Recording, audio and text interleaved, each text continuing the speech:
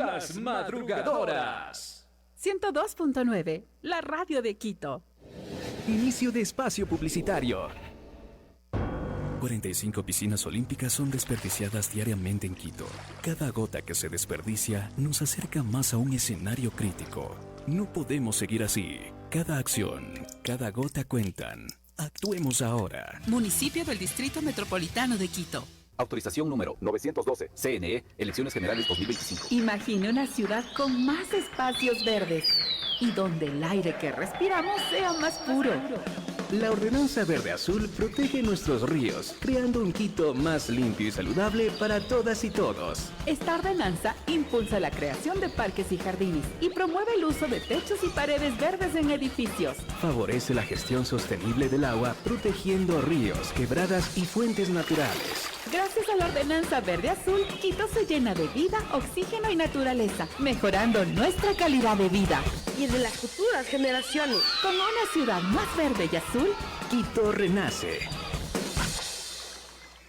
hora de ejercitarse y trabajar. Topar con los panas, estar en todas partes viviendo deprisa. Oye, aguanta. Gestionar tus residuos también es importante. Cumple con los horarios y frecuencias, separa tus residuos y facilita la recolección diferenciada. Emaseo, por una ciudad más limpia. Alcaldía Metropolitana, Quito renace. Autorización número 1038. CNE, Elecciones Generales 2025. Fin de espacio publicitario. La felicidad empieza con buena música. Y 102.9 te la pones. 102.9, la radio de Quito.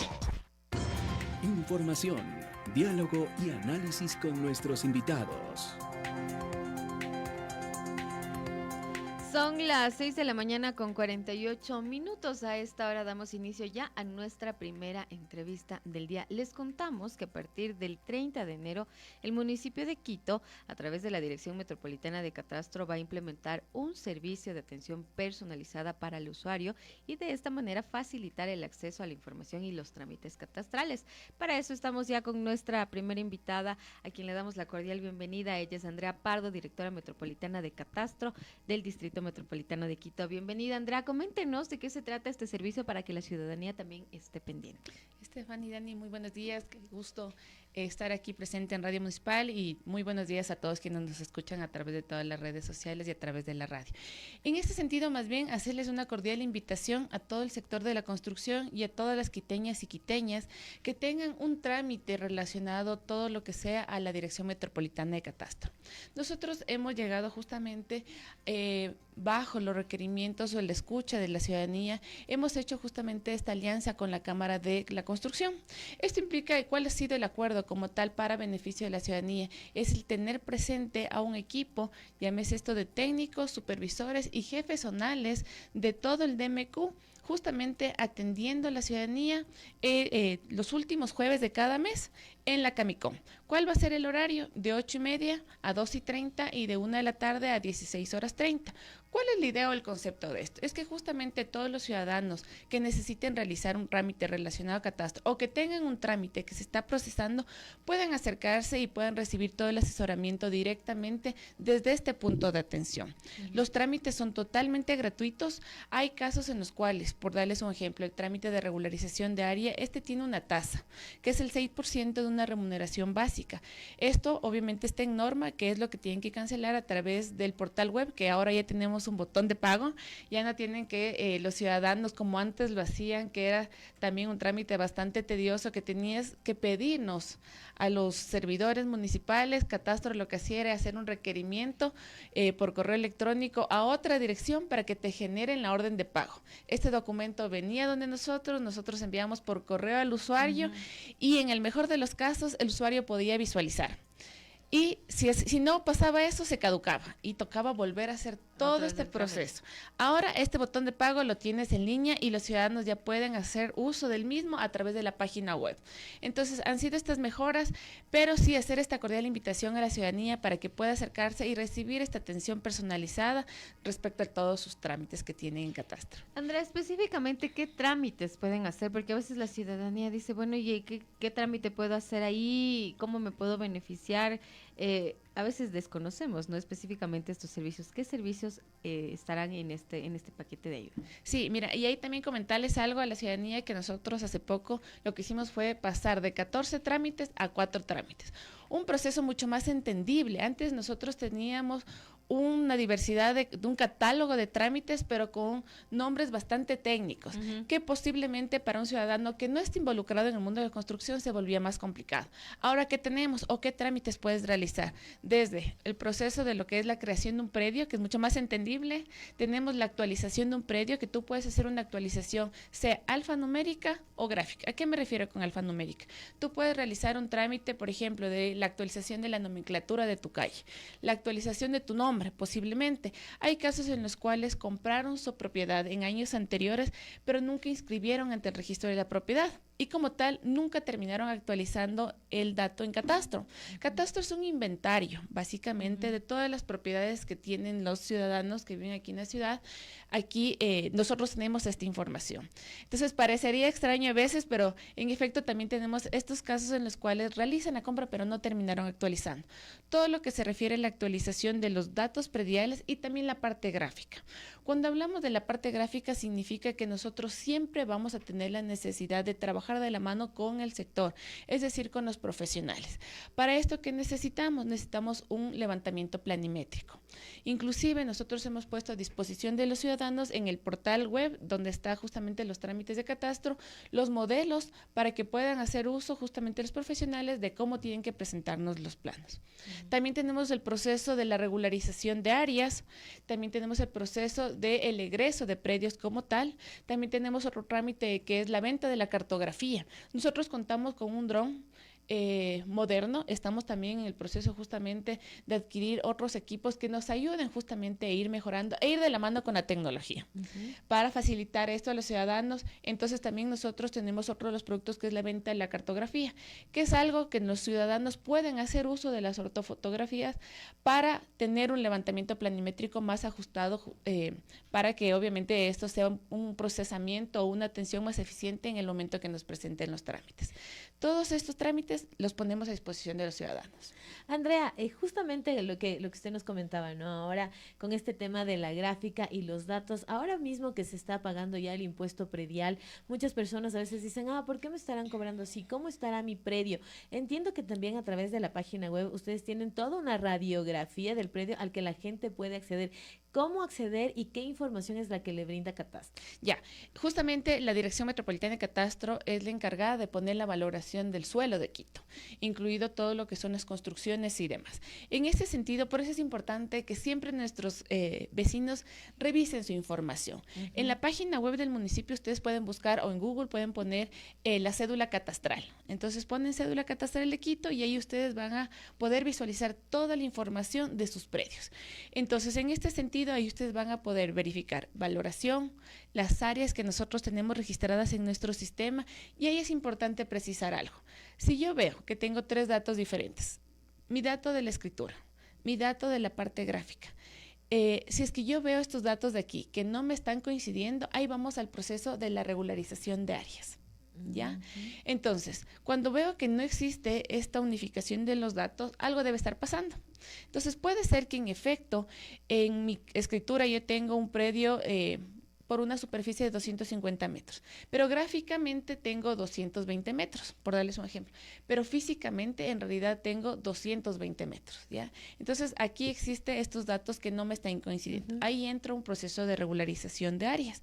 O pueden existir casos también en los cuales compré 250 metros, pero en la realidad es 280, por dar un ejemplo. Si nosotros podemos justificar estos 3 datos con el levantamiento planimétrico, con la escritura y con el certificado de gravamen, nosotros procesamos esto y regularizamos las áreas. Y ahí, con la regularización, ya van a tener un dato totalmente ajustado a la realidad que conlleva este tema de la valoración de los suelos o de las propiedades como tal. ¿Qué sucede en cambio con el tema de actualización de datos? Porque claro, yo recuerdo me parece que hace unos 2 años también por esta curiosidad, ¿no? Yo me metí a ver toda esta cédula catastral de mi domicilio y revisaba y decía, mira, pero está todavía como cuando era, digamos, terreno, como cuando todavía el conjunto estaba solo como con los inicios, digamos, de las construcciones. Entonces yo decía, ¿será que esto hay que ir a actualizar? ¿Será que hay que hacer algún proceso? Porque todavía está con este gráfico. ¿Qué es lo que se debe hacer, por ejemplo, en esas circunstancias? Ya, ahí siempre nosotros vamos a tomar las palabras de nuestro alcalde, el tema de la corresponsabilidad. ¿Qué significa esto? Que tanto los usuarios como nosotros tenemos que ser eficientes en el momento de la atención de un trámite, pero los usuarios lo que tenemos que hacer es informar y hacer este proceso de actualización cuando amerita. Entonces, por ejemplo, la misma normativa me dice que cuando existe una modificación, se tiene hasta 60 días para iniciar el trámite de la actualización. Entonces, en este caso puntual, no es el único. Tenemos también algunos constructores que obviamente más bien les hacemos esta invitación para que puedan hacer la actualización, porque esto conlleva a no tener una valoración actualizada y adecuada. Esto conlleva a que los usuarios, los propietarios que realizaron esta compra del departamento, de la casa, de algún bien inmueble, no estén con el dato correcto. Entonces te sigue apareciendo en nuestro sistema catastral que efectivamente tienes un terreno o que estás en un proceso de construcción cuando tienen las licencias, pero no nos informan cuando ya han terminado estas y obviamente no se puede realizar una actualización. Catastro como tal tiene dos facultades. Podemos nosotros hacer una actualización de oficio, pero para esto también necesitamos algunos datos, como por ejemplo el levantamiento planimétrico. Entonces ahí recae este grado de corresponsabilidad de los ciudadanos, que es importante siempre verificar nuestros datos que estén coincidiendo nuestra realidad con lo que está en el sistema. Caso contrario, hacer la petición para realizar la actualización del predio o hacer la regularización de las áreas como corresponde. ¿Y este levantamiento planimétrico lo hace personal municipal o lo tiene que hacer el usuario? Lo tiene que hacer el usuario de la mano con un profesional. Por eso siempre decimos que es importante el manejo de la Dirección Metropolitana de Catastro, siempre va a ser aliada a los profesionales, porque necesitamos justamente de ellos el levantamiento planimétrico y obviamente para también tener una ciudad ordenada, tener una ciudad con todas las seguridades en el momento que construyen algo. Entonces siempre vamos a necesitar este trabajo en conjunto. Bueno, todas estas dudas se van a resolver de manera directa, con esta asistencia directa, todos los jueves a partir del 30 de enero. Correcto. Este jueves 30 hacemos más bien esta invitación para que nos puedan acompañar en la Cámara de la Construcción y también, si ustedes me permiten, hacerles una cordial invitación a todas las quiteñas y quiteños al sector de la construcción para que puedan formar parte y nos ayuden a construir la nueva ordenanza de regularización de áreas.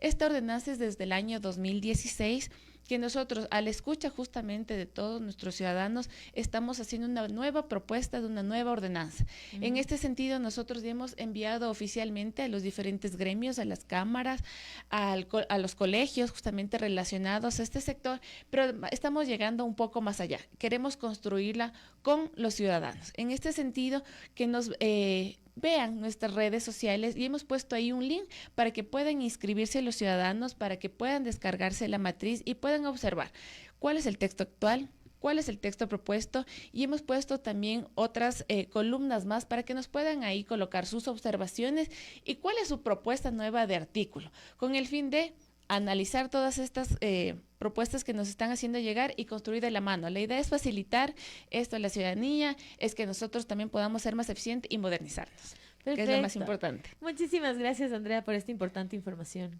Muchísimas gracias a ustedes por la invitación y gracias por permitirnos estar aquí. Hemos dialogado con la directora metropolitana de Catastro del Distrito Metropolitano de Quito, Andrea Pardo, sobre este servicio de atención personalizada que inicia ya este jueves 30 de enero. Así que usted puede acercarse a la Cámara de la Construcción de Quito, ubicada en la Juan Pablo Sanz, esto en el centro norte de la ciudad, y ahí resolver todas sus dudas. Son las 6 de la mañana con 59 minutos. Hasta aquí las madrugadoras. Ya hacemos una pausa y se vienen las noticias nacionales.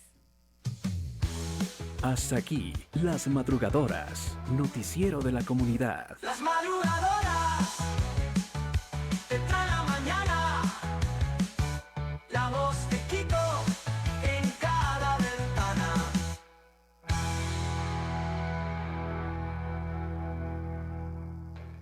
102.9, la radio de Quito. Inicio de espacio publicitario. ¡Qué lentos estos! ¡Me van a hacer atrasar! ¡Muévase que me demoro! ¡Quítese de ahí, señora! ¡Que no es paseo! ¡Ábrase lento! ¡Aprende a manejar! ¡Apúrate! ¡Ay, pa! ¡Ya bájale! ¡Qué bestia! Es fácil de entender. Si excedes la velocidad, nos pones en riesgo a todos. No seas imprudente. Cada vida cuenta. Con responsabilidad, Quito renace. Alcaldía Metropolitana. Autorización número 885. CNE, Elecciones Generales 2025. ¡Quito! ¡Emergencia! Rocco el perro está organizando una huelga para exigir más atención de sus tutores. Y Michi está buscando a su 13º hijo en el tejado. Firu, tranquilo. La UBA está aquí para eso. Esterilizamos animales, educamos a los tutores para que sean responsables y transformamos vidas. La Unidad de Bienestar Animal UBA del municipio de Quito promueve el bienestar animal y el cuidado responsable de nuestros animales de compañía. Ya, Rocco. No te tomes tan en serio lo de la huelga. Ser responsable hace la diferencia. Quito renace. Alcaldía Metropolitana. Autorización número 1099. CNE, Elecciones Generales 2025. Maneja con responsabilidad y cumple la ordenanza 079 que regula la circulación en moto en todo el distrito metropolitano. Al momento de conducir una moto, usa casco. Puedes ir acompañado de tu cónyuge o conviviente, hijos o hermanos. Lleva tu documento de identificación que pruebe la excepción. Si conoces y cumples la ordenanza, evita sanciones. Municipio de Quito. Quito renace. Autorización número 146. CNE, Elecciones Generales 2025. ¿Sabías que puedes obtener hasta $25,000 para tu emprendimiento a través del Fonquito Mujer? Conquito lanzó la primera convocatoria de Capital Semilla dirigida a emprendimientos liderados por mujeres. Ingresa a www.conquito.org.es. Descarga las bases, reúne toda la documentación y postula hasta el 2 de febrero. Da el salto de la mano del municipio de Quito y Conquito, porque con apoyo al emprendimiento, Quito renace. Fin de espacio publicitario. Playlist. 102.9 Noticias presenta las entrevistas, el análisis y la actualidad nacional. Son las 7 de la mañana con 2 minutos. A esta hora arrancamos ya la información en el ámbito nacional. Doy la bienvenida a nuestra compañera Belkis Sánchez también, que se une al equipo de Noticias. Belkis, buenos días. Hola, Steffi, buenos días. 7 de la mañana con 3 minutos. Venía yo escuchándolas y decían que ya en Quito había los primeros rayitos de sol. En efecto, hace un sol bastante lindo, pero ¿cómo nos congelamos aquí adentro? Sí, eso decía. Siempre a esta hora me da un poquito de frío, no sé por qué. Sí. En la mañana no es tanto. En la mañana a veces es como que vengo con un calorcito todavía, creo que de las cobijitas, pero ya a las 7 de la mañana ya empieza a hacer un poquito de frío. Oye, les contamos que según recogen algunos medios y el Instituto Geofísico, esta mañana se registró un sismo en la costa ecuatoriana. Voy a dar lectura brevemente a una información que publica el medio del Amazonas en su portal digital. Un sismo sacudió a la costa de Ecuador este martes 21 de enero del 2025. Este movimiento telúrico se registró alrededor de las 6:30 en playas, así lo informó justamente el Instituto Geofísico de la Escuela Politécnica Nacional. De acuerdo a este reporte, el temblor de magnitud 3.7 escala de Richter tuvo una profundidad de 40 kilómetros y su epicentro ocurrió a 18.67 kilómetros de playas.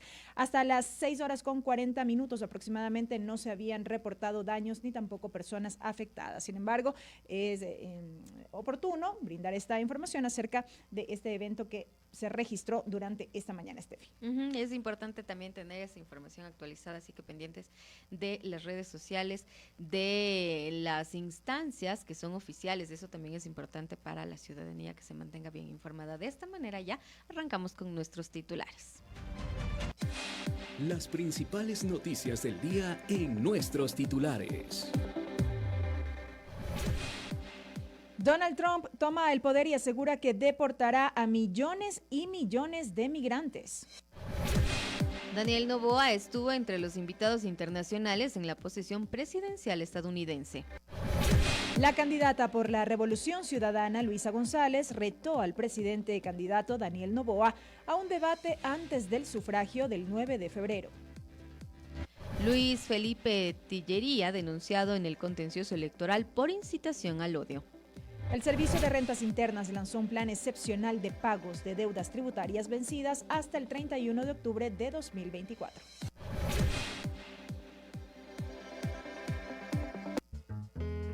Desarrollo de la información nacional. Son las 7 de la mañana con 5 minutos. Arrancamos el desarrollo de la información nacional. Este lunes, Donald Trump asumió nuevamente la presidencia de Estados Unidos y, como era de esperarse, su regreso a la Casa Blanca estuvo acompañado de decisiones contundentes y controversiales.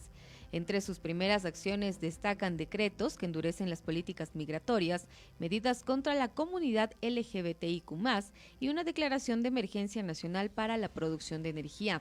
Endurecimiento de políticas migratorias. Trump firmará al menos 10 órdenes ejecutivas enfocadas en migración. Una de las más polémicas será el cierre de la frontera con México mediante el despliegue de tropas militares, acompañado de la declaración de una emergencia nacional. Este decreto tiene como objetivo bloquear el ingreso ilegal de migrantes y deportar a millones de personas consideradas extranjeros criminales. Además, reactivará el programa Quédate en México, que obliga a los solicitantes de asilo a permanecer en territorio mexicano mientras se resuelven sus trámites, y buscará eliminar la ciudadanía por nacimiento para hijos de inmigrantes en situación irregular. También eliminará la política de atrapar y soltar, que permite la liberación temporal de migrantes mientras se procesan sus casos. En un movimiento drástico, invocó la Ley de Enemigos Extranjeros de 1978, que permitirá realizar deportaciones masivas sin el debido proceso. Esta normativa ha sido duramente criticada por su uso en el pasado, que resultó en la encarcelación de familias de inmigrantes durante la Segunda Guerra Mundial. Son ya las 7 de la mañana con 7 minutos. Vamos con otro tema. Luego de participar en el debate presidencial, el presidente Daniel Noboa suscribió el decreto ejecutivo 506 para participar en la posesión presidencial de Donald Trump, quien juró este lunes como el presidente de Estados Unidos número 47.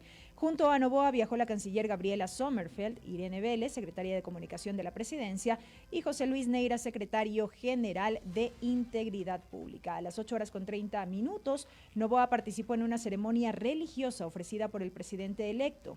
A las 11:10 fue parte de la ceremonia de investidura de Donald Trump y su vicepresidente James David Vance. A las 17 horas con 15 minutos, Noboa se reunió con Ilan Goldfein, presidente del Banco Interamericano de Desarrollo, y a las 20 horas participó en el Starlight Ball, uno de los tradicionales bailes inaugurales celebrados para el nuevo presidente norteamericano. Son las 7 de la mañana con 8 minutos. En otro tema, la noche del domingo 19 de enero, el Consejo Nacional Electoral desarrolló el debate presidencial obligatorio para los aspirantes que buscan llegar a ocupar el sillón presidencial en Carondelet. Los 16 candidatos presentaron sus propuestas de trabajo para los más de 18 millones de ecuatorianos. Sin embargo, estuvo centrado en cuestionamientos entre sí y no en las verdaderas soluciones que necesitan los habitantes, según reacciones de varios consultados sobre el tema. Luis Mora Cadena nos amplía la información. La expectativa de los ciudadanos se enmarcaba en que se genere certidumbre e intervenciones claras de las acciones en la gestión del gobierno, pero el debate resultó ser un espacio que mostró la escasa preparación como estadísticas de todos los candidatos. El constitucionalista Esteban Ron destacó las carencias que los candidatos presidenciales demostraron en el debate del pasado domingo 19 de enero. En 3 palabras: decepción, desprolijidad e improvisación. Decepción, ¿por qué? Porque en cada una de las franjas del debate se esperaba mejor nivel en cuanto a las interpelaciones. Ya sabemos que los candidatos a la presidencia de la República tienen un déficit en el manejo de data cualitativa, cuantitativa y también de prospectiva. En cuanto a las interpelaciones, les vi bastante flojos. También hubo déficit en el ámbito jurídico, pero que pasa desapercibido el tema de el tratamiento de los servicios públicos. Sí, el tratamiento de los servicios públicos, recordemos que tiene un régimen especial en la Constitución y te dice cuáles son los servicios públicos, y cuando te habla de luz eléctrica te dice que no estará, o sea, bajo ninguna circunstancia se cortará en el tema hospitalario y educacional. Entonces no se habló de eso tampoco, ¿no? El tema de los apagones fue bien escueto. Que sí se esperaba más, que al menos de los 2 candidatos que tienen un indiscutible nivel de posibilidades de llegar a ganar las elecciones, señaló Ron. Al menos de la franja número 1. Son los candidatos a vencer. Y Luisa González, por el otro lado, digamos que es de la organización política históricamente con trayectoria, ¿no es cierto? Y viene a ser la oposición fuerte de gobierno. Digamos que en ese sentido los dos creo que tenían que iban a ser más atacados. Pero fuera de la pregunta de Francesco Tabacchi a Daniel Noboa sobre la base de los 4 niños de las Malvinas, no hubo otra interpelación fuerte y por ahí algo que dijo Henry Cucalón. Pero yo la verdad esperaba mucho más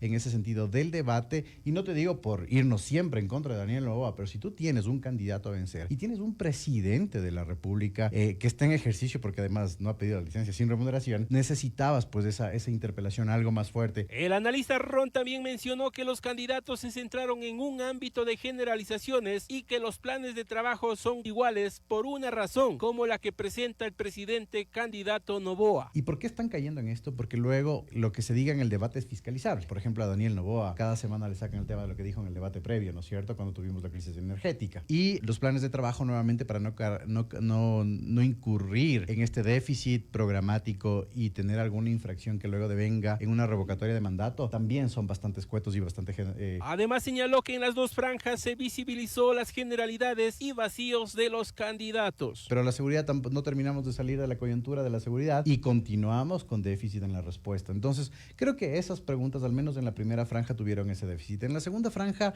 un poco el manejo de sectores estratégicos, de lo que querían movilizar presupuestos cuando eso no se puede constitucionalmente, también, pero igual pasa un poco desapercibido esa situación. Como nos quedamos en generalismos, en generalizaciones, no hubo pues un tema fuerte que debatir. Las propuestas no llegaron de forma clara y precisa a los electores y que hay más incertidumbre que aciertos, aseguró Ron. Para la 102.9 FM, la radio de Quito, reportó Luis Mora Cadena.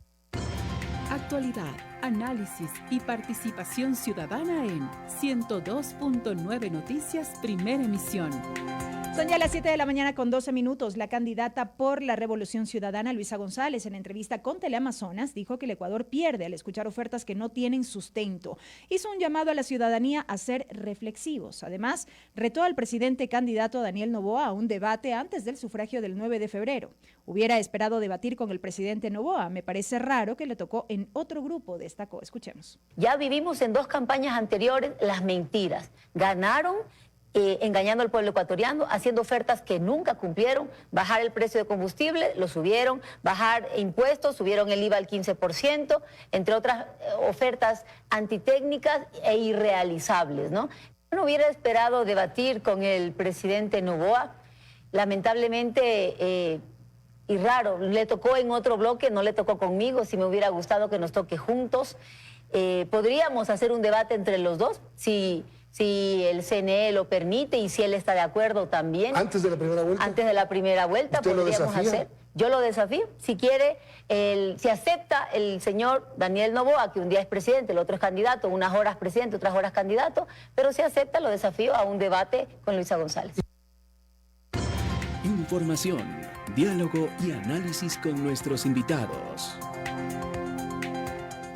Amigos, son ya las 7 de la mañana con 13 minutos. Arrancamos con nuestras entrevistas del día y a esta hora saludamos vía telemática al consejero del Consejo Nacional Electoral, José Cabrera. Muy buenos días, consejero. Bienvenido a este espacio. Qué gusto.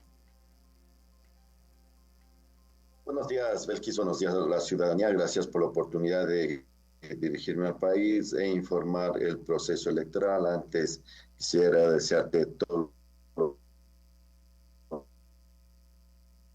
y a las órdenes, Belkis. Muchísimas gracias. Tenemos un poquito de intermitencia quizá en la conexión, pero vamos a procurar que fluya de mejor manera este diálogo. Consejero, arrancar con una primera mirada, con una panorámica de su parte también como institución de lo que fue el debate presidencial obligatorio celebrado este fin de semana. ¿Cuál es la lectura que se tiene de este ejercicio que se cumplió previo ya al proceso electoral? Bueno, nosotros hemos cumplido con la obligación. La ley indica, de acuerdo a las reformas del Código de la Democracia, que el Consejo Electoral debe realizar un debate presidencial que es de carácter obligatorio y que tiene que ser un debate equitativo, que sea con las mismas opciones, y por eso el Consejo Electoral nombró una Comisión Nacional de Debates, a quien en esta oportunidad puedo agradecer al Comité Nacional de Debates, a la Comisión Técnica Interna de la institución. Recordemos que la Comisión Nacional de Debates fue quien realizó las preguntas, estuvieron en sobre cerrado. La Comisión Técnica organizó la parte operativa, que nadie se ha quejado en la transparencia. Incluso cada representante de los candidatos trajo en el sorteo la bola correspondiente, y de esa manera hubo una total transparencia con notario, con la presencia de medios de comunicación. Incluso estuvo un candidato en el sorteo, de tal manera que en cuanto a la transparencia nadie ha puesto en tela de duda.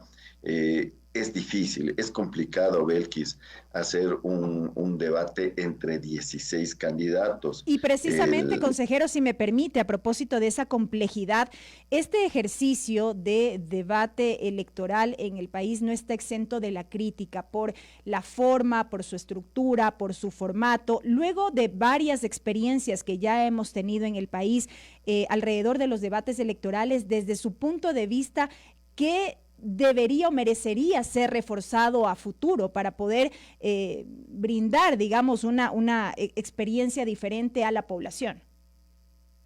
Nosotros, como te indicas, hemos recogido todas las experiencias que vamos teniendo. Es así que los moderadores hoy no tienen la facultad de interrumpir, sino específicamente en ciertos temas si se está desviando de la pregunta. Las preguntas versan obviamente sobre los 3 ejes temáticos, pero de forma general el tiempo que se les da a cada uno de los debatientes. Sin embargo, para el futuro, obviamente, una reunión post-debate tenemos que trabajar y revisar conjuntamente con la comisión técnica los informes que existen, de tal manera de hacer recomendaciones para el futuro, para los próximos debates. Eso seguiremos analizando conjuntamente con la comisión técnica y su informe. Y la Comisión Nacional también de Debates, ¿no? La Comisión Técnica es interna, y la Comisión Nacional de Debates, que fue conformada por catedráticos. Tenemos que siempre tratar de mejorar. Correcto. Avancemos brevemente porque son varios los aspectos ligados al proceso electoral que es importante destacar. Tuvieron el fin de semana pasado, el domingo, el primer simulacro de elecciones. ¿Hay un balance ya hasta el momento de lo que dejó este primer simulacro y que también deba ser corregido de cara al segundo simulacro que se llevará adelante este domingo 26 de enero? Sí, esperemos que en estos días ya nos pasen los informes las áreas técnicas. Sin embargo, de la visita, en este caso de manera personal, que he estado tanto en Matriz con el personal técnico como en la delegación provincial de Pichincha, tenemos que ir afinando ciertas cosas, pero en cuanto a la rapidez, a la velocidad del proceso, no hubo ninguna caída ni nada parecido, pero sí hay que ir afinando, y por eso son los simulacros, para revisar los aspectos técnicos, para que en el área operativa los funcionarios comiencen ya a trabajar en las diferentes áreas y familiarizarse con el proceso electoral. Esperemos que ya en las próximas horas nos pasen el informe, las áreas técnicas, ir tomando correctivos que sea necesario. Este domingo es el segundo simulacro, que ya debe estar corregido cualquier situación que se haya dado, tanto operativa como técnica, de tal manera de llegar al 9 de febrero en excelentes condiciones. Consejero, información en cifras de cómo estamos ahora mismo respecto del avance del proceso electoral. Impresión de papeletas, despacho de paquetes electorales, avances también en porcentaje respecto de la capacitación y notificación a miembros de juntas receptoras del voto. ¿Cómo estamos hasta el momento en cifras concretamente? Bueno, está ya un 90% de la impresión de papeletas en lo que es los documentos electorales, está casi un 90% también. En papeletas parlamentarios andinos está el 100%, asambleístas en el exterior el 100%, las plantillas braille está en 100%, todo lo que es señalética está el 100%, binomio presidencial está un 92,5% de impreso, en asambleístas nacionales un 80%, en general está un 90% de papeletas ya impresas. Se ha comenzado a distribuir ya los kits electorales. Primero fue al exterior, posteriormente se envió a las provincias más lejanas, como es la Amazonía y Galápagos. También ya te envió a Loja.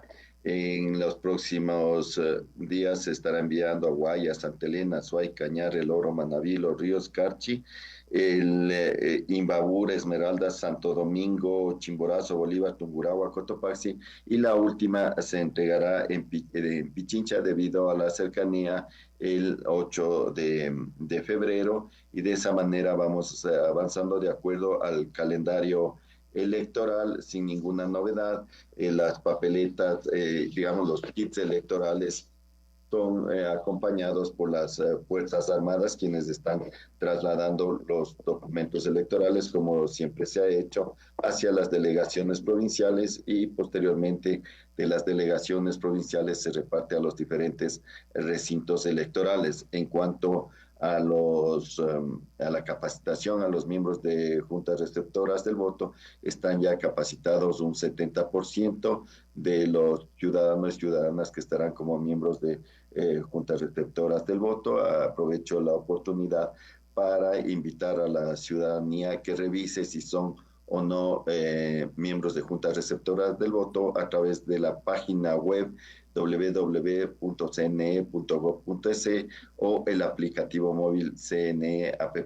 Está en el lugar de votación, y si es miembro de junta receptora del voto, al final está en letras rojas. Es necesario que asistan a la capacitación, que eviten sanciones. Recordemos que el no asistir a las capacitaciones tiene una sanción económica del 10% del salario básico unificado, $46. Si no asiste como miembro de junta receptora del voto, tendrá una sanción económica del 15% de un salario básico unificado, que es $69. Entonces, vuelvo a insistir, invitar a la ciudadanía a que se capacite y que de esa manera asista a colaborar con el país cívicamente el 9 de febrero. El éxito del proceso electoral está en sus manos, porque ellos cuentan cada uno de los votos, ellos llenan las actas que posteriormente entran al sistema informático. Correcto. Entonces, por esa razón es muy importante la capacitación y su presencia. Correcto. Ahora, sobre el flujo de recursos para este proceso electoral, consejero, ¿cómo está al momento la institución? Al menos de lo que he podido revisar en estos últimos días, en estas últimas semanas, no ha habido pues estos planteamientos de que existirían retrasos, o estaría equivocada en ese sentido. ¿Cómo está el flujo de recursos por parte del gobierno nacional para este proceso electoral? Sí, en esta ocasión, como ha sido en las anteriores, es una lucha con finanzas. Finanzas trata de recortar, Consejo Electoral necesita los recursos para cumplir con sus funciones. Sin embargo, se ha ido llegando a acuerdos y se ha proporcionado los recursos para el proceso electoral. Hasta el momento, sin ninguna novedad, estamos avanzando. Obviamente que los últimos días de diciembre se cierra el sistema del Ministerio de Finanzas, el CIGEF, por lo tanto ahí tuvimos una demora para poder iniciar los contratos los primeros días de enero, pero ya se ha logrado que exista fluidez. ¿Hay rezagos de procesos anteriores, perdón? ¿Todavía existen rezagos respecto de procesos anteriores en cuanto al pago? No, se ha cumplido, se ha igualado. Estamos pagando a los miembros de juntas receptoras del voto del último proceso, la consulta popular. Es más, aprovecho la oportunidad para invitar a que se acerquen a las oficinas de el Banco del Pacífico y puedan realizar el cobro de este proceso electoral como miembros de juntas receptoras del voto. Hasta el momento se ha pagado aproximadamente un 60% de los ciudadanos y ciudadanas que asistieron como miembros de juntas receptoras del voto. Únicamente tienen que acercarse a las ventanillas portando su cédula de identidad y cobrar sus haberes por haber colaborado como miembros de juntas receptoras del voto. Le decía que teníamos una preocupación en cuanto a que la campaña electoral empezaba el 5 de enero y obviamente necesitábamos esos recursos que se logró más o menos el 6 o 7 que ya tengamos para que hagan campaña las organizaciones políticas. Hasta el momento aproximadamente se han gastado 9 millones en lo que es promoción electoral de los 13.979.000 que aprobó el Pleno del Consejo Electoral. Correcto. Consejero, hablemos de otro tema que me parece también que es importante y que tiene que ver con el voto de personas con discapacidad, porque días atrás se pudo hacer la constatación del avance de impresión de las plantillas Braille y este es un esfuerzo que hace permanentemente el Consejo Nacional Electoral junto con el CONADIS para garantizar el derecho al voto de personas con discapacidad. ¿Cómo estamos al momento también respecto de este ámbito? El 100% de las plantillas. ¿Por qué se llaman plantillas? Porque son una especie de folder que en la mitad se coloca la papeleta de votación.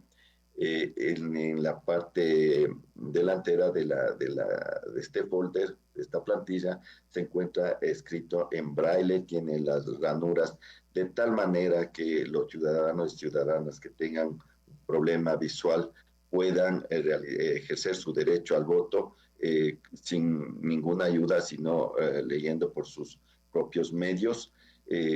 Incluso a través del CONADIS asistieron al sitio a la empresa donde se imprimió estas papeletas a realizar un control de calidad de tal manera que esté claro, que tenga las facilidades para que los ciudadanos y ciudadanas puedan ejercer su derecho al voto, que fue satisfactorio.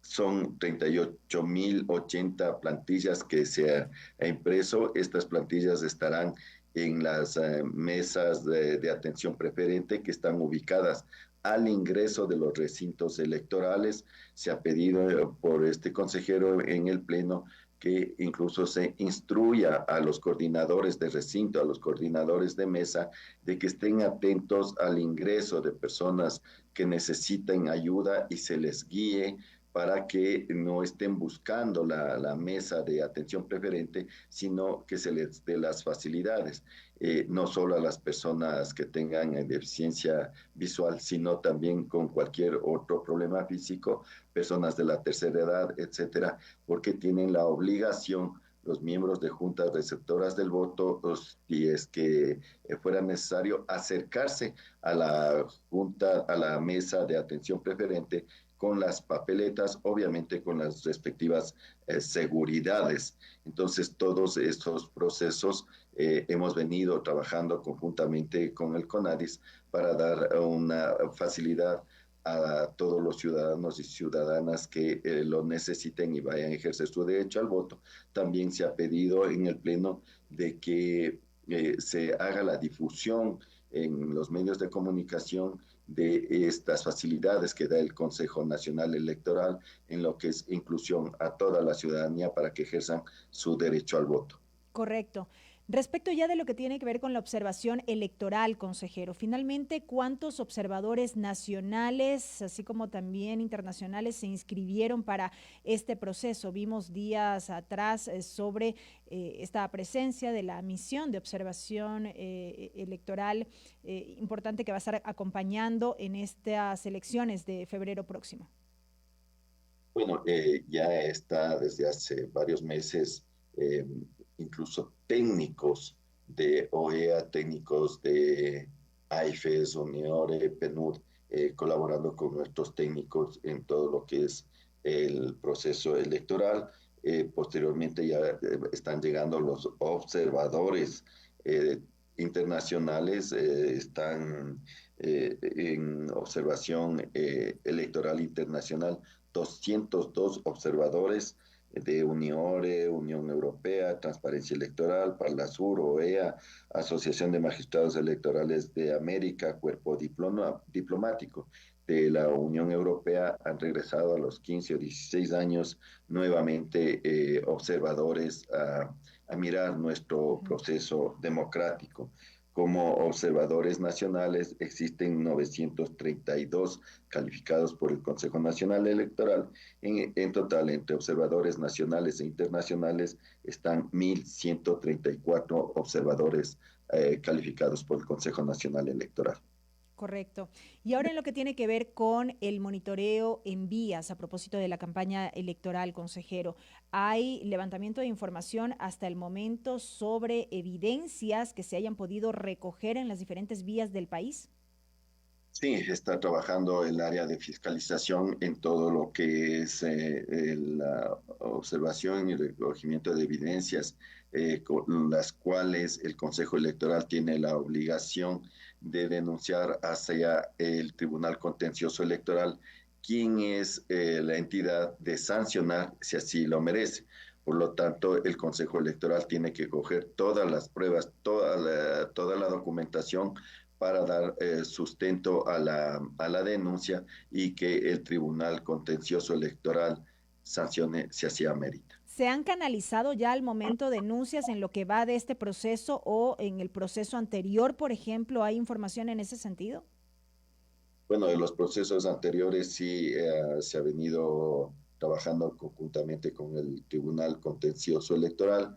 En lo que a este proceso se refiere, se está levantando toda la información para presentar al Tribunal Contencioso Electoral todas las infracciones electorales que se encuentren para poner en conocimiento del Tribunal Contencioso Electoral. Están en ese trámite. Exactamente cuántas ya se han presentado, este momento no las tengo, pero es obligación del Consejo Electoral y las 24 provincias están recogiendo estas evidencias. Correcto. Y lo último, consejero, a propósito de las personas naturales y jurídicas inscritas para realizar pronósticos electorales y encuestas a boca de urna, ¿cuál es la información que se tiene sobre eso? ¿No se inscribieron finalmente para la realización de encuestas a boca de urna?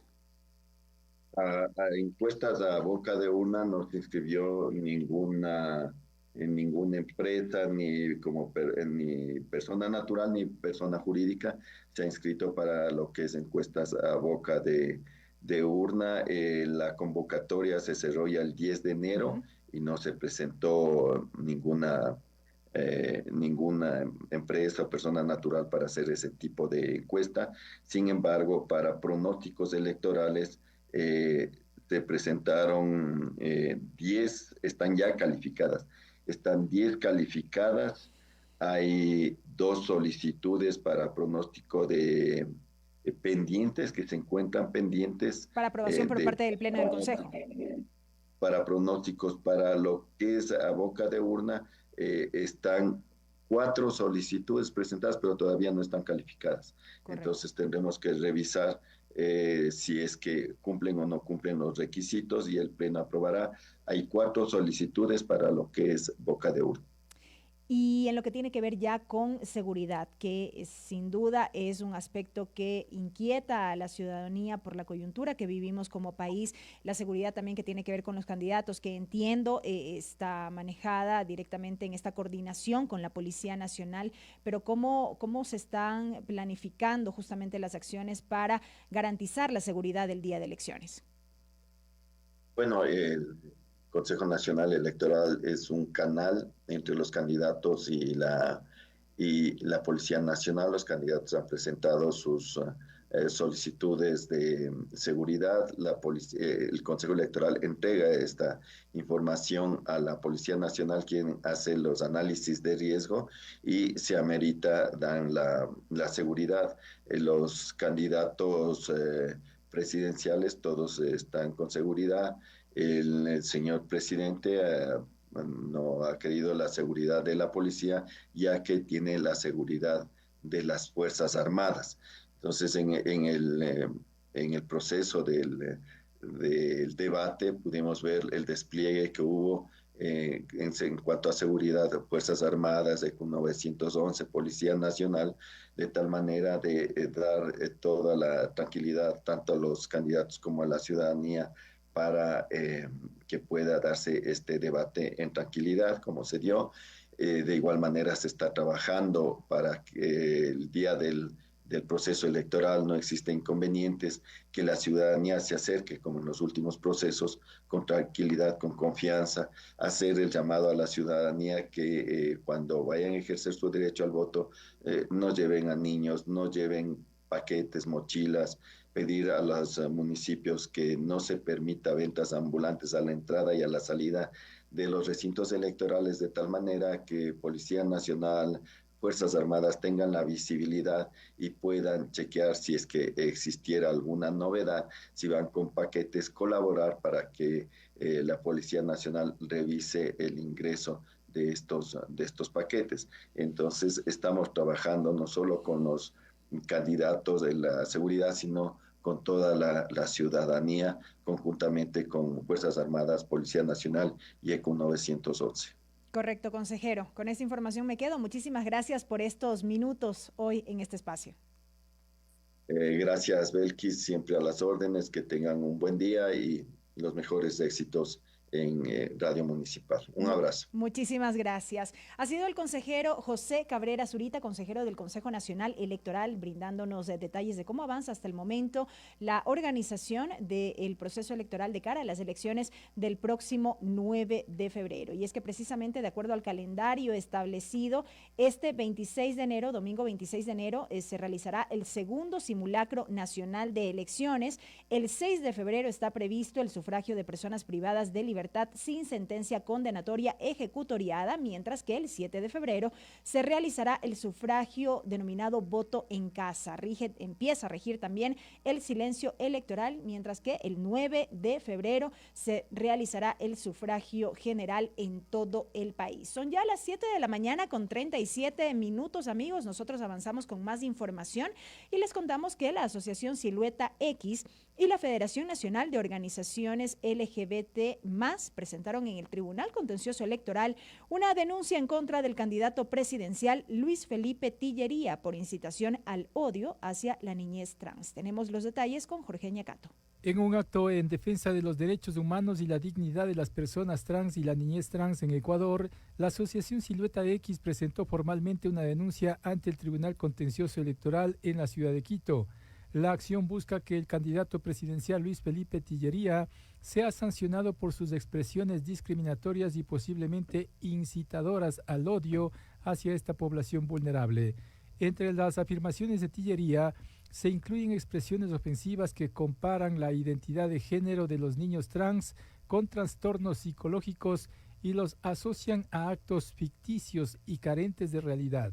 No podemos permitir que un discurso que minimiza la identidad de género de las personas trans, además de los niños y niñas trans, se normalice bajo la excusa de opiniones personales, señaló Diane Rodríguez, presidenta de la Asociación Silueta X, quien precisó que incluso Tillería se refirió a la población china en el debate presidencial. El mismo candidato se atrevió a mencionar unas palabras que nos pareció xenofóbicas en contra de las poblaciones asiáticas, o sea, no puede ser posible que este señor tenga un discurso tan, no sé, ultraconservador, en donde no solamente nuestras poblaciones salen afectadas, sino también poblaciones de diferentes nacionalidades y etnias. Entonces, estamos monitoreando. La Asociación Silueta X espera que el Tribunal Contencioso Electoral aplique sanciones económicas y la pérdida de derechos políticos conforme lo establece el Código de la Democracia por la posible incitación al odio y vulneración de los derechos fundamentales. Además, reiteró el compromiso con la lucha por la igualdad, el respeto y la inclusión y exigimos que todos los actores políticos actúen con responsabilidad y apego a los derechos humanos en sus discursos y propuestas. Jorge Ñacato para 102.9 Noticias. 7 de la mañana con 39 minutos, amigos, y desde el pasado 10 de enero de 2025, el Servicio de Rentas Internas, SRI, lanzó un plan excepcional de pagos para las personas que tienen deudas tributarias vencidas. El beneficio es parte de lo aprobado en la Ley Orgánica para el Alivio Financiero. Los contribuyentes pueden diferir sus deudas, elegir en cuántas cuotas pagar y con esto evitar que el SRI continúe o inicie acciones coactivas de cobro.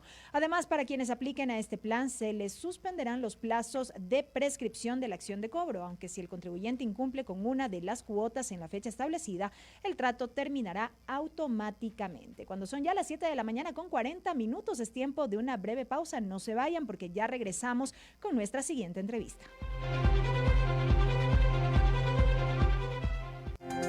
Un equipo de profesionales de la comunicación le acompañan todos los días en 102.9 Noticias.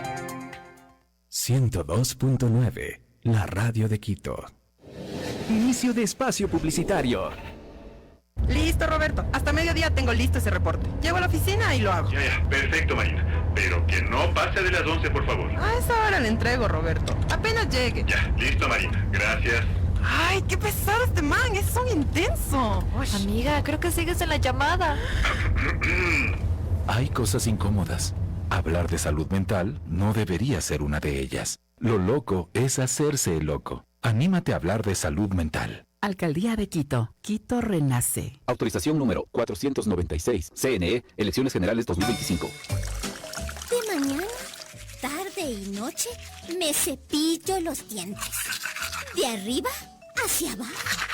De izquierda a derecha. Los de arriba y los de abajo.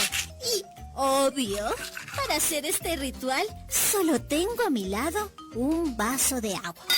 No desperdicio el agua que otros necesitan. En mi ciudad todos cuidamos del agua. Cada gota cuenta. Actuemos ahora. Alcaldía Metropolitana.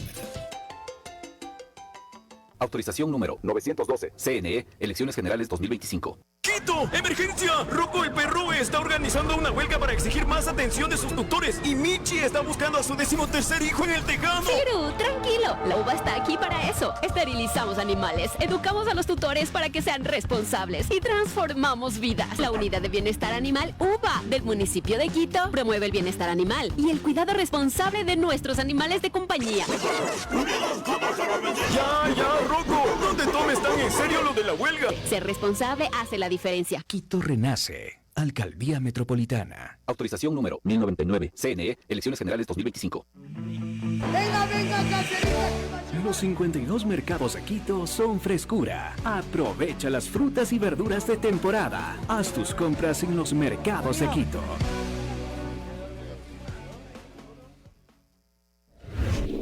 Mandamientos de la basura. 1. Respete el horario de recolección. 2. No arrojes basura en la calle. Usa el basurero. 3. No arrojes basura desde tu vehículo. 4. Mantén limpio el frente de tu casa o negocio. Fin de espacio publicitario. Lo que está sonando en Ecuador.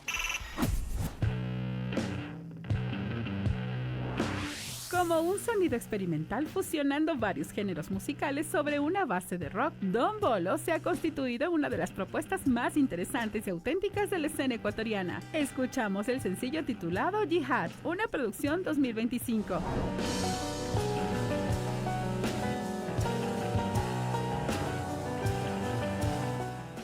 La rueda gira, la perilla gira, el mundo gira. 102.9, girando en tus sentidos. Información, diálogo y análisis con nuestros invitados. Amigos, continuamos con más. Son las 7 de la mañana con 43 minutos. A esta hora damos la más cordial bienvenida al señor alcalde de la capital, Pavel Muñoz, quien está en esta mañana junto a nosotros. Alcalde, bienvenido, buenos días. Belkis, bienvenida a usted, al equipo de la ciudad, a la radio de la ciudad. Un gusto verla y escucharla aquí. Y aquí dispuesto para conversar con usted y lo más importante con la ciudadanía, a quien le saludo, le mando un abrazo, lo mismo que al equipo de trabajo. Muchísimas gracias, gracias por acompañarnos esta mañana. Alcalde, días atrás se presentaron las cifras de la gestión en la ciudad correspondiente al 2024. De manera muy general y muy breve, para ir poco a poco aterrizando en varios aspectos, ¿qué es lo que se destaca precisamente de las acciones ejecutadas en el último año? Yo lo diría de esta forma: estamos entregando una obra diaria en Quito. Y no lo podríamos hacer si no tendríamos un tren de inversión de los más importantes del país. Mire, el día de ayer, en realidad el fin de semana, salía una noticia en uno de los medios capitalinos, Primicias, por ejemplo, donde ellos daban cuenta de la ejecución presupuestaria del municipio de Quito. El problema de la fuente, que más bien dicho, la fuente está bien porque es del sistema de contratación pública, pero separan, por ejemplo, la inversión del municipio de Quito de la empresa de movilidad y obras públicas. Si uno suma esos dos rubros, estamos llegando a 239 millones de dólares de inversión. Esto nos pone por debajo de Petroecuador y de la Corporación Eléctrica Nacional. ¿Qué quiero decir con ello? Que hemos tenido una inversión muy importante. Segundo elemento. Sí, dígame. Hablemos precisamente de cuál es la cifra de la ejecución y lo que representa en cuanto a inversión. Mire, estamos hablando de que el primer año de nuestra administración nosotros invertimos 730 millones de dólares. 730 millones de dólares solo en inversión. Eso mayor a los 460 millones de dólares que había invertido la administración anterior. En el segundo año de mi administración, que es del año completo ya, y llegamos a invertir cerca de 640 millones de dólares. Esto lo que le quiero decir es que en los cerca de 2 años que voy a cumplir en mayo de administración, hemos invertido un poco más de 1.300 millones de dólares. Pongamos a lo que suele ser un tema de análisis noticioso, la ejecución presupuestaria, ¿ya? Y tengamos 4 años últimos para evaluar nuestra ejecución presupuestaria. El penúltimo año, antes de que yo entre como alcalde, la ejecución presupuestaria de todo el municipio llegó al 69%. El año anterior a que yo llegué de alcalde, la ejecución presupuestaria fue incluso más baja, llegó al 65,8%. El primer año de nuestra alcaldía llegamos al 74,9% y el año que terminó cerramos con 82,3%. Cuando digo en términos de porcentaje, fíjese que pasamos del 69% en los últimos 4 años al 82%. Y cuando hablo en términos ya de monto total, invertimos cerca de 640 millones de dólares el año 2024, que sumado a lo que hicimos en los primeros meses de nuestra administración, nos dan 1.300 millones de dólares. Para una última dato, Belkis, pongamos en perspectiva y comparemos datos que son comparables. El 2023, en el año 2023, el gobierno nacional, y no porque quiera hacer una comparación odiosa, digamos, sino simplemente para poner énfasis en nuestra cifra, el gobierno nacional invirtió en el país 1.000 millones de dólares y nosotros en ese mismo año en la ciudad 730 millones de dólares. Así que esto da cuenta de las cerca de 816 obras que tuvimos en el año 2024 y esta idea con la que quiero quedarme, estamos entregando, y mientras yo sea alcalde así será, una obra diaria en los barrios de Quito. Justamente usted hacía referencia a una crítica respecto de la ejecución presupuestaria y es que en efecto varios medios de comunicación recogieron que se había manifestado por parte de uno de los concejales que la cifra del 82% de ejecución no sería tan cierta en razón que hubo una reforma presupuestaria aprobada por el Consejo Metropolitano en octubre del año anterior. Él cita que esta reforma redujo 83 millones de dólares del presupuesto de inversión 2024, lo que usted hacía referencia, y se trasladó al de 2025. Según el concejal, 56 millones de esos recortes provinieron de la empresa pública metropolitana de movilidad, lo que afectó proyectos clave de infraestructura y vialidad. Belkis, ya si yo quiero buscarle la quinta pata al gato, diré que entonces, ¿no es cierto?, no fue una planificación correcta o lo que fuera. Mire, las vicisitudes que nosotros tenemos, yo lo preguntaría de otra forma. ¿Por qué no llegamos al 100%? Primero, llegar al 100% de ejercicio presupuestario suele ser casi imposible, ¿no? Debería haber una planificación perfecta. Nos estamos quedando 18 puntos por abajo del 100%. ¿A qué obedece esto? En alguna medida obedece a las... yo diría que en alguna medida a las vicisitudes y en otra a los comportamientos maliciosos de algunos competidores dentro del sistema de contratación pública, ¿ya? Pensemos y pongo un ejemplo de las vicisitudes.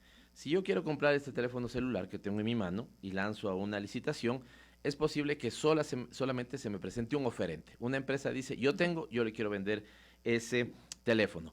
Pero la contratación pública podría decir, dado que se le ha presentado un oferente, repita el proceso porque debería tener más para que haya más competencia. Es lógico. Volvamos al mismo ejemplo donde en cambio hablo de comportamientos maliciosos. quiero comprar el mismo teléfono. Se presentan 6 oferentes, ¿ya? Y el oferente que está en sexto lugar, ¿sí? Que va a perder, o que ya de alguna u otra manera ha perdido, impugna el proceso porque dice, a mí no me cae la empresa número 1, yo creo que mi teléfono es mejor, yo debería venderle, por lo tanto pongo una acción de protección para que el proceso no avance. Y ahí también tenemos otro entorpecimiento en la contratación, generada ya no por una vicisitud, sino por un comportamiento malicioso. Finalmente, este concejal, que no sé a quién se refiere, debería decir que todas las administraciones, todas, absolutamente todas, hacen a la mitad en realidad en el último trimestre del año, ajustes presupuestarios para que lo que no se logró ejecutar pueda de alguna u otra manera canalizarse al año siguiente. Entonces, ¿somos los únicos que hemos hecho eso? No. Incluso habiendo hecho eso el año anterior, y el anterior, y el anterior, y el anterior, tenemos una ejecución presupuestaria más alta. Que les duela, ya no es mi problema. Que les moleste, ya no es mi problema. Que no hayan, que terminen contradichos ellos respecto a sus TikTok de mayo cuando decían esto va a ser un desastre, lo que fuera, esa ya no es mi problema. Yo lo que le digo a la ciudadanía son datos concretos. Entre usted ahora al sistema abierto de datos que tenemos. La municipalidad además cree que así tiene que ser la administración, con datos fidedignos, verificados por la ciudadanía y criticados también por la ciudadanía. Evidentemente, nuestra ejecución presupuestaria cerró en 82,3%. Y ojo, un dato, Belkis, que es importante. Lo que se firmó y se pagó, a eso agréguele unos 4 puntos aproximadamente, que es cerca de 5 puntos del comprometido.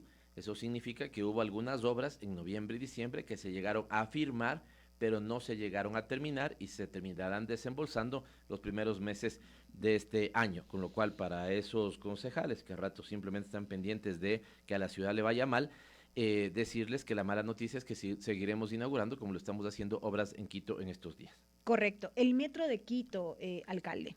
¿Cómo estamos con el metro en la capital? ¿Cómo estamos con la vialidad en la capital? ¿Cuál es la proyección para el 2025? Siendo que todavía hay, diría yo, falencias y dificultades en cuanto a la movilidad aquí en Quito. Belkis, yo recibí un desastre el sistema de movilidad. Y lo que hemos es empezado a modificarlo. Yo sería un loco si les digo ahora a la ciudadanía, mire, el sistema de movilidad funciona a la perfección, en lo absoluto. De hecho, tenemos un metro que en subterráneo es una maravilla, pero tenemos un sistema que en superficie es un desastre y estamos modificando ese sistema. ¿Y eso de alguna manera complica el hecho de que no exista la suficiente afluencia en el metro? Es decir, ¿se logró cumplir con el objetivo respecto de la transportación como tal, la proyección que se tenía, o todavía no? Estamos mejor que lo que se había programado. Belkis, los estudios originales señalaron que Metro podía mover 400,000 personas diarias. Con una tarifa de 45 centavos, Metro no debería ser subsidiado por la ciudad. Número 1. Número 2.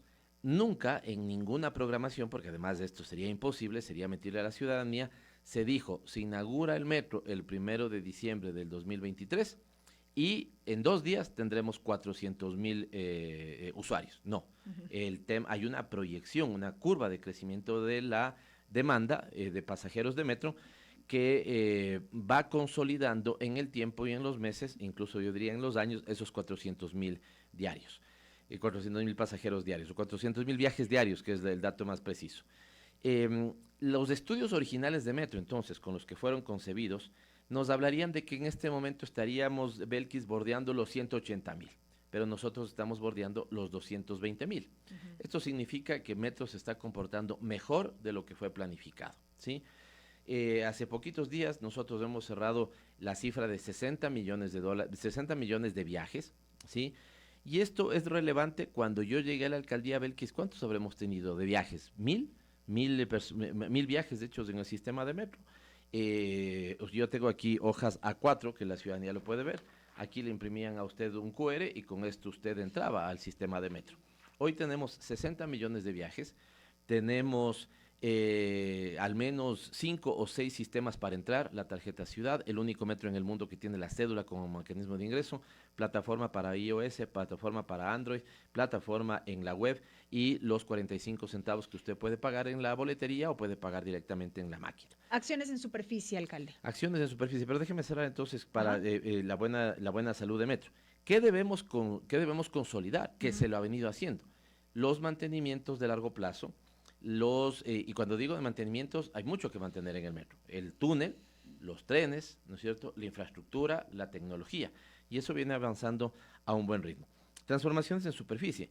Belkis, le he visto a la gente feliz con el primero de 60 en total trolebuses que ha llegado. Esto significa que vamos prácticamente a dejarle en este año, hacia marzo, flamante a la flota de trolebús. En realidad nos faltaría comprar unos 20 que ya he dado la disposición para que inicie el proceso de compra. ¿Cuántos trolebuses deberíamos tener en el sistema? ¿Cuántos buses deberíamos tener en el sistema trolebús? 80. ¿Y cuántos estamos teniendo ahora? 60. Nos faltan entonces por comprar 20 para que quede absolutamente flamante. Un sistema que está renovando sus paradas después de 16 años que no había sucedido. Un sistema que está comprando 60 nuevos buses. He dado a la disposición para iniciar los procesos contractuales de 80 adicionales. De estos 80 adicionales, 20 serían como los 60 que están llegando, totalmente eléctricos y de catenaria. A la gente, cuando le digo catenaria, es estas dos antenitas que salen del bus y se conectan con los cables que van por la vía del trole, ¿no es cierto? Volver a tener electromovilidad en Quito tan importante. ¿Qué otros cambios importantes, Belkis? Así como hoy podemos ingresar al sistema de metro con la cédula, con la tarjeta, con el celular, lo mismo se va a poder hacer este año en trolebús y ecovía, y esperamos que de manera acelerada en el resto de buses. Que recuerde el resto de buses de dónde vienen. Son buses privados, operados por privados, pero con permisos y autorizaciones municipales. Así que esto es lo que vamos a hacer. Yo no quiero decir que con esto va a quedar al 100% transformado toda la movilidad, pero son avances significativos. Yo diría, Belkis, deberemos ser más rigurosos en el porcentaje, pero me parece que el 2025 será el año donde modernicemos al menos el 70% del sistema de transporte. ¿Qué Buses implica nuevos, esa modernización justamente? exactamente, buses nuevos, paradas nuevas, la repotenciación, por ejemplo, asfáltica de la ecovía, que estamos por terminar a finales de este mes, sistema integrado de recaudo, todas las contrataciones de largo plazo de metro y la operación de 9 rutas para la ciudad. Cuando usted me preguntaba si no modernizar la superficie afecta un poco a metro, en alguna medida sí. ¿Por qué, Belkis? Porque tenemos más rutas nosotros de norte a sur y de sur a norte, pero necesitamos rutas que vayan de este a oeste y viceversa. Es decir, que salgan, por ejemplo, de los barrios occidentales de Quito y que se crucen a los barrios orientales de Quito. Estas 9 rutas que empezarán a operar en este año son rutas que también van a alimentar a los sistemas troncales.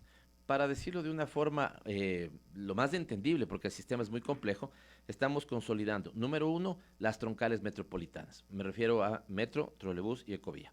Número 2, estamos consolidando que los buses, ¿cómo se llaman los que cogemos en terminales?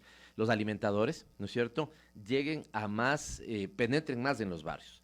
Si estábamos llegando, le digo, a la mitad de un barrio, estamos queriendo llegar hasta el final de ese barrio. ¿Pero eso implica la dotación de nuevas unidades también o no necesariamente? No necesariamente. ¿O simplemente modificación de rutas? Modificación de rutas. Y eso es más fácil incluso, Belkis, porque le extiendo la ruta.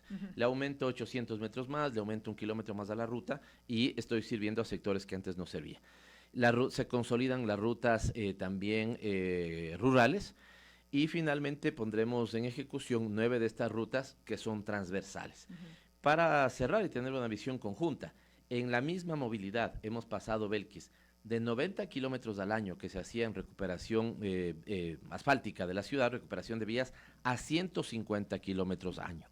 Va a empezar este año el pico y placa, lo cual nos permite una modernización de los estacionamientos, como está sucediendo en La Carolina, por ponerle un ejemplo. No estamos simplemente modificando los pórticos de la Carolina. Esto vendrá asociado con un sistema automático para que con la misma tarjeta ciudad que tenemos para ingresar al metro, por ejemplo, con esa misma tarjeta podamos pagar los parqueaderos, por ejemplo, en el centro histórico o en los sitios donde tenemos parqueaderos municipales. Así que ahí está la tercera placa de la que hemos hablado, que esperemos que la podamos en año y medio ya tener prácticamente en todos los vehículos de Quito. También significará un hecho de modernización de no solamente ya el sistema de transporte, sino de la infraestructura vial de Quito. Correcto. Ya que hablamos de recuperación asfáltica, alcalde, yo quiero insistir en una pregunta que cada que he tenido la oportunidad de entrevistarlo, la realizo porque es una vía que la conozco muy bien y que la uso con mucha frecuencia. La avenida Simón Bolívar. En Quito, en cifras 2024, usted decía que esta era una vía que iba a ser intervenida mediante asociación público-privada. Sin embargo, esto no se pudo concretar. ¿Y qué fue lo que pasó ahí? ¿No hubo intención para aquello o qué impidió que se consolide ese proceso de APP? No hubo intención para ello, Belkis, y creo que la pregunta debe quedar abierta. ¿Qué? ¿Qué está faltando? Y yo les estoy planteando esa misma pregunta a los sectores privados para que conversemos y nos digan, a ver, ¿qué es lo que falta? Dos hipótesis tenemos. Primero, es una vía bastante larga. Esta vía está atravesando prácticamente todo Quito, ¿no es cierto? ¿De cuánto es la extensión aproximadamente? ¿De cuánto hablamos? Tomó la lección, ya le voy a dar la lección en kilómetros, ¿no es cierto? Pero es bastante extensa. Es bastante extensa. De norte a sur. De norte a sur, atraviesa todo Quito. Es la vía perimetral, fue pensada como la gran vía perimetral de Quito en su momento. Por lo tanto, estamos empezando básicamente la curva de Santa Rosa y estamos terminando prácticamente en Pomasqui, ¿no es cierto? Sí, atravesamos todo Quito. Yo puedo entender que este es un factor que desincentiva a que el privado quiera invertir, porque tendríamos 56 kilómetros tiene, ¿no? Porque tendríamos, fíjese, en 56 kilómetros eventualmente habría que tener varios peajes. Ya voy a explicar esto por qué. Segundo, la vía tiene un problema de origen, Belkis. Es que fue diseñada, la velocidad de diseño, esto he aprendido también de los expertos en la materia, la velocidad de diseño es menor a la que en este momento se va. Es decir, si tenemos una velocidad de diseño que llega máximo a 50 kilómetros, la vía tiene tramos hasta de 90. Por eso es una vía de alta peligrosidad también. Entonces, Belkis, ahí hay un tema. Vamos a hacer una última insistencia. De hecho, Belkis, somos el único municipio en el país, el único que ha pedido y que se ha sumado, o más bien dicho, incluso ha pedido, que se abra lo que se llama la ventana de oportunidad de las alianzas público-privadas. ¿Qué es esto? Esto es decirle al sector privado, nosotros estamos dispuestos a generar un modelo de gestión donde concesionemos la vía, hagamos una gestión delegada. No tuvimos, como le digo, interés en la Simón Bolívar, pero sí en la Ruta Viva. En la Ruta Viva, exactamente, ¿no?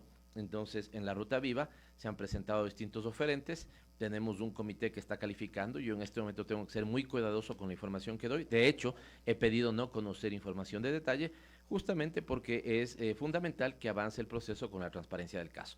Esperaríamos, estos serían los deseos y la planificación está bien trazada en ese sentido, esperaríamos tener una gestión delegada e incluso una ampliación en la Ruta Viva y volveríamos a insistir con la Simón Bolívar. De no darse una apetencia en el sector privado de la Simón Bolívar, buscaríamos un modelo, si usted quiere, moderno de administración de esa vía, ya en manos municipales, que sería seguramente establecer unos pórticos de peaje, sí, pero esto estamos hablando de mediano plazo.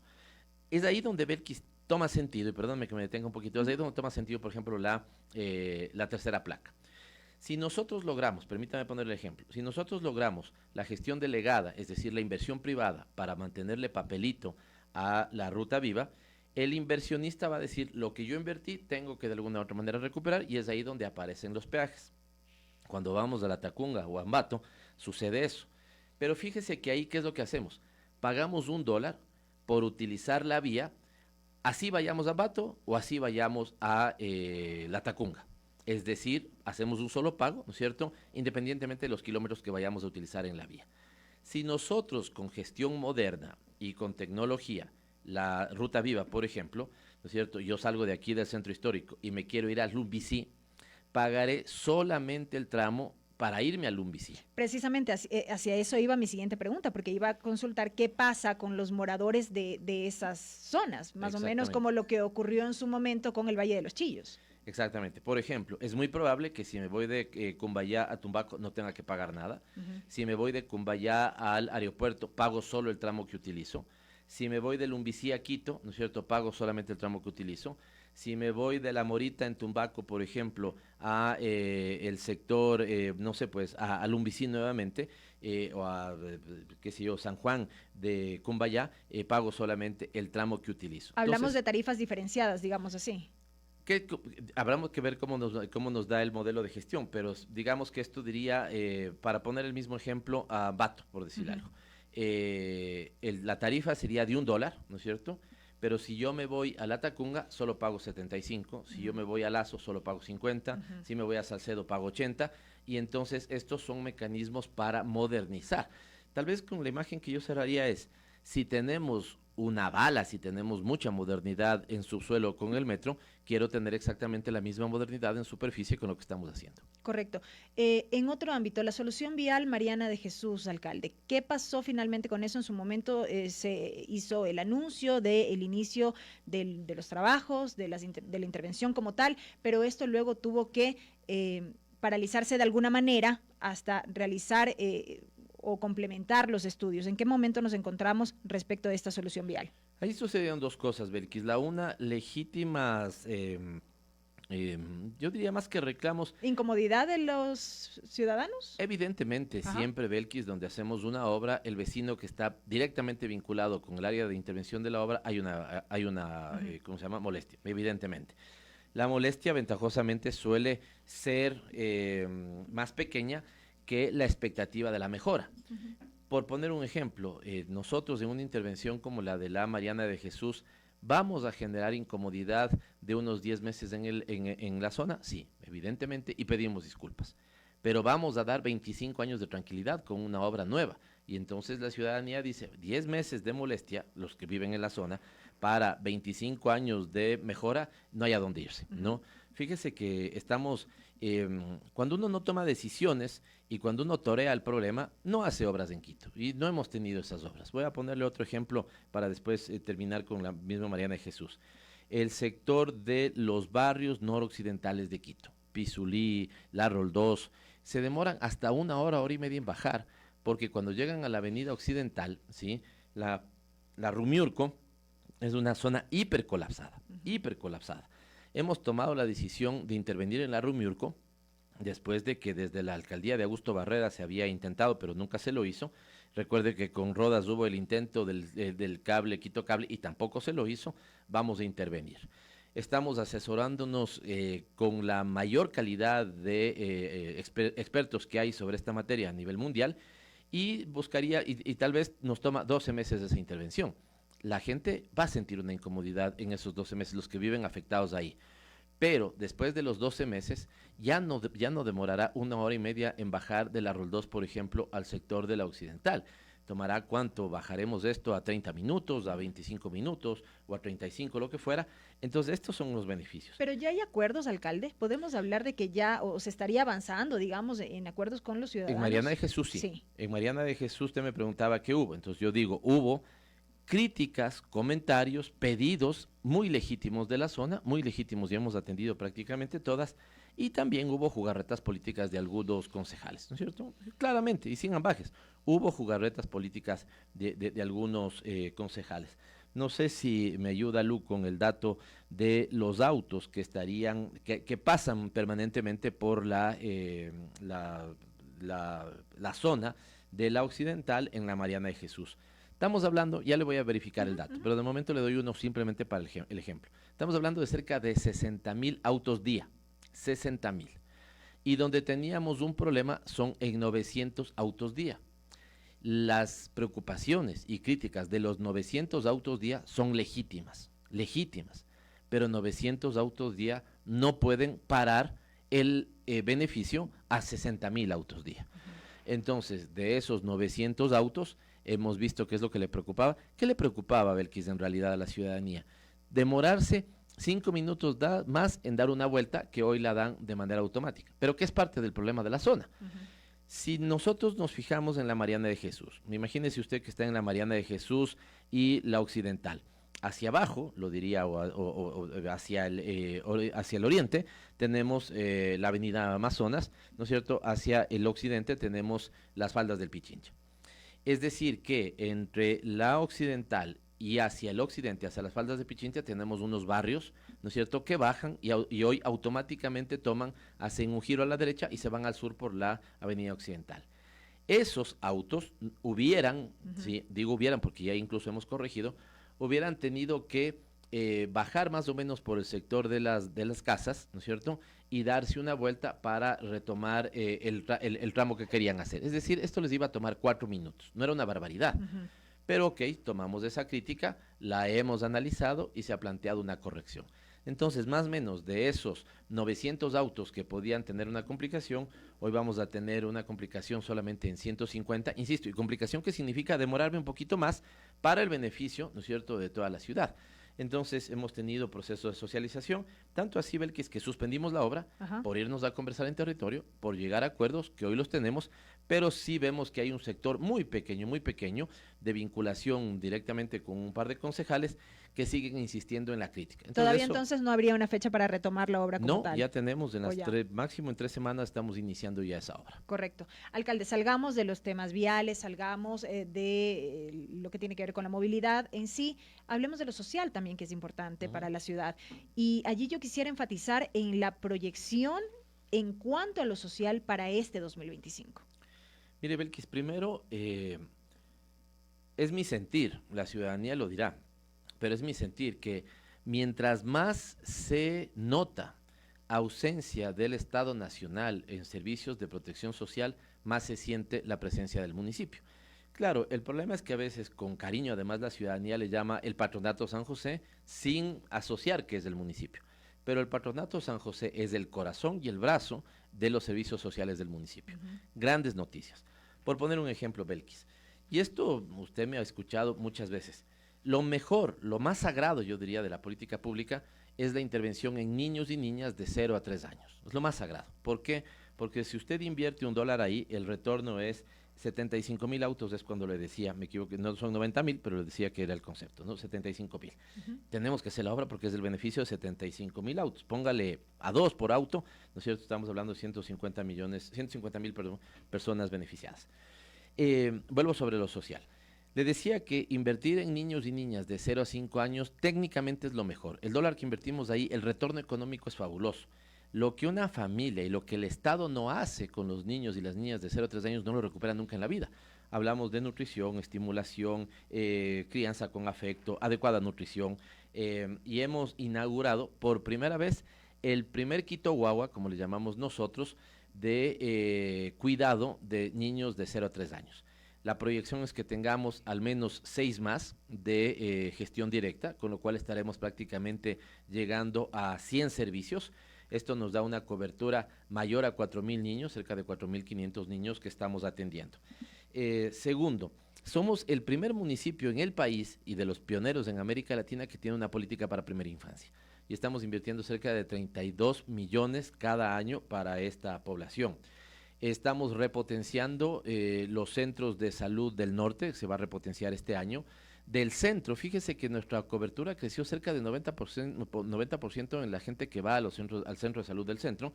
Y en el caso del sur, este año se inaugurará el ala de la que la gente le conocía como la maternidad del patronato, que ahora va a ser un hospital del día. Entonces en salud también hemos estado haciendo mucho. Belkis, somos pioneros, absolutamente pioneros, y lo digo con satisfacción, pero al mismo tiempo con ímpetu, porque vamos a hacer más en salud mental. Después de la pandemia, la afectación de salud mental en muchas quedó muy afectada y somos el primer municipio que tiene este servicio. Incluso avanzará una atención por aplicación que sea telemática. Estamos justamente hablando de un fortalecimiento en cuanto a la política respecto de salud mental, ¿o es una nueva implementación? Si podemos ampliar un poco. En mi administración, la implementación de salud mental fue nueva. Y lo que le estoy planteando es el fortalecimiento de esa nueva salud mental. Por ejemplo, ahora que tengo, la gente que nos puede ver, tengo mi celular en la mano, hay ya aplicaciones con las cuales, ¿no es cierto?, entro a la aplicación y puedo pedir una cita de atención de salud mental. Porque claro, en algunos casos, como voy a tener contacto con un psicólogo o una psicóloga, no es indispensable, siempre será mejor, pero no es indispensable que me vea físicamente con esta persona. La puedo ver por la pantalla del celular, me puede ver por pantalla del celular y darme una atención primera. totalmente innovador en nuestra administración, Belkis. Somos el único municipio que en el ECU 911 tiene profesionales de salud mental para prevenir casos de suicidio.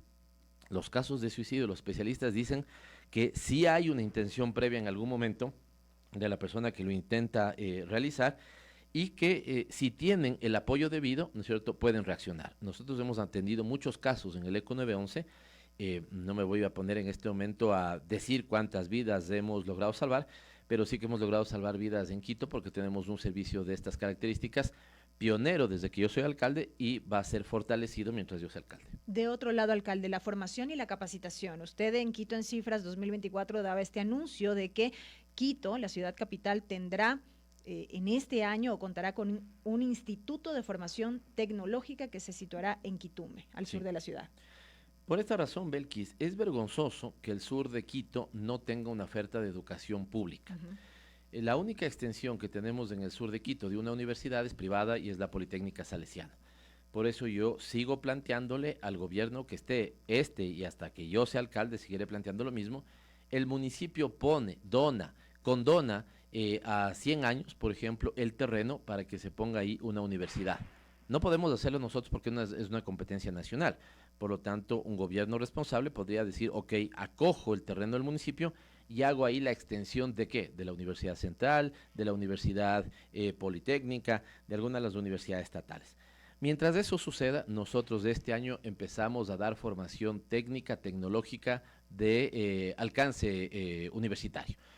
Quienes se gradúan de los colegios de Quito, entre ellos de los nuestros, podrán tener acceso al Instituto Técnico Tecnológico, que pensamos que tenga 2 sedes. La primera en Quitumbe, porque no tenemos esa oferta, y la segunda en la parroquia rural más grande del país, que es Calderón. Así que vamos firme en eso, Belkis. Y déjeme darle ayer tuve una reunión muy importante, les validé el 70% de lo que me presentaron, pedí correcciones de una parte, para tener un paquete de protección social. El paquete de protección social estaría destinado a las familias que peor le están pasando en este momento en Quito, pero con énfasis en nuestra infancia. Somos el único municipio en el país, Belkis, que tiene un subsistema de educación metropolitana. Y lo que vamos es a fortalecer. Lo que queremos es cobijar al niño desde que nace hasta que puede graduarse en el colegio. ¿Por qué? Porque vamos a fortalecer entonces los servicios que ya le dije de primera infancia, de 0 a 3 años. Vamos a fortalecer nuestra educación inicial, que es de 3 a 5. Vamos a hacer y estamos haciendo mejoras en la calidad de la educación. La obra que inauguré por $1.4 millones hace poquito en la escuela Sucre es lindísima. La gente está feliz, los guambras están felices. Vamos a fortalecer nuestras escuelas.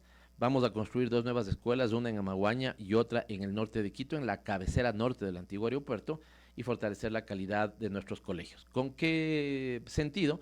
Con que también el hecho de que los estudiantes que salen de los colegios municipales puedan tener el acceso a este Instituto Técnico Tecnológico. Y un dato importante, lo vi ayer, de cada 10 estudiantes nuestros, 7 pertenecen a los quintiles 1, 2 e incluso máximo 3. Significa que estamos teniendo a los chicos que tienen condiciones socioeconómicas bajas, y esto nos alegra porque estamos siendo un soporte muy importante en la capital, insisto, a una política que desde mi punto de vista a nivel nacional ha retrocedido. En materia de hábitat, alcalde, lo que tiene que ver con regularización de barrios, entrega de títulos de propiedad y demás, ¿cómo se ha avanzado en este sentido? E insisto, ¿qué es lo que se espera? ¿Cuál es la expectativa en este 2025? ¿Por qué pregunto esto? Porque lo que tiene que ver con regularización de barrios es un tema de larga discusión en la ciudad. Venimos hablando sobre aquello y todavía se continúa con este proceso. Pero ventajosamente estamos cumpliendo lo que ofrecí en campaña y lo estamos haciendo más rápido. Belkis, más o menos se venía entregando, diga usted, a 200 títulos de propiedad año el municipio. Esto es lo que venía entregando. En lo que va de mi administración hemos entregado, y solamente en el 2024 estoy haciendo la contabilización, 3.700. Pasar de 200 títulos a 3.700. En este 2025 vamos a entregar 3.000 títulos adicionales. Cuando usted me pregunta regularización de barrios, ahí hay 2 problemas, y los 2 estamos enfrentando. Número 1, el barrio que quiere regularizarse. Belkis, antes de que yo llegue, tomaba 3 años. El trámite normal, ojo, el trámite normal.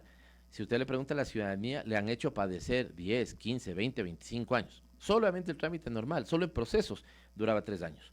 Hoy, porque yo planteé presentar una ordenanza, fue de las primeras que presenté y se aprobó con unanimidad en el Consejo, ¿sí? Bajamos de 3 años a cerca de 250 días. Entonces el proceso se aceleró.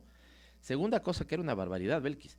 Usted cuando regularizaba un barrio, ¿cuál era el segundo interés de la gente? Que le den el título de propiedad. Pero a la gente le hacían esto, Belkis, ¿no? ¿Se acuerda de un presidente que se puso a jugar con una beneficiaria con las llaves de un departamento? Groseramente, le hacían esto. Aquí está el título de propiedad, pero le voy a hipotecar. Es decir, no le daban a la ciudadanía el título de propiedad. ¿Por qué? Hasta que el propio ciudadano haga las obras de vialidad, de bordillos, de acera, incluso alcantarillado. Era una barbaridad. Entonces nosotros quitamos el requisito o esta traba de la hipoteca. Hoy cuando regularizamos un barrio, por eso hemos crecido los títulos de propiedad, le entregamos, tenga, usted ya tiene su título. Incluso con ese título la persona podría hacer un crédito en una cooperativa, lo que fuera, lo hacen con el resto de vecinos y apoyan en el proceso de construcción de obra básica en su barrio. Entonces, Belkis, hemos avanzado mucho. Claro, tenga esta idea, Belkis. Quito tiene más o menos 1.200 barrios regularizados y más o menos 400 barrios no regularizados. Es decir, de estos, ¿eso sería como el pendiente todavía, digamos así? Va bajando el 400 porque evidentemente nosotros con este tema de acelerar estamos haciendo un proceso mucho más rápido. Pero evidentemente, Belkis, tengo atrasos de 15, de 20. La última vez que fue en el pregón de las fiestas de Quito, un vecino me quitó el aire abrazándome y me dijo, 40 años de alcalde voy en este tema. 40, muchas gracias. Nuestras respuestas no hay nada que agradecer. Yo no he sido responsable, pero les pido incluso disculpas por la desidia municipal de años anteriores, pero evidentemente no le puedo ofrecer que vamos a regularizar los 400 barrios, porque además algunos no pueden regularizarse por su condición de riesgo.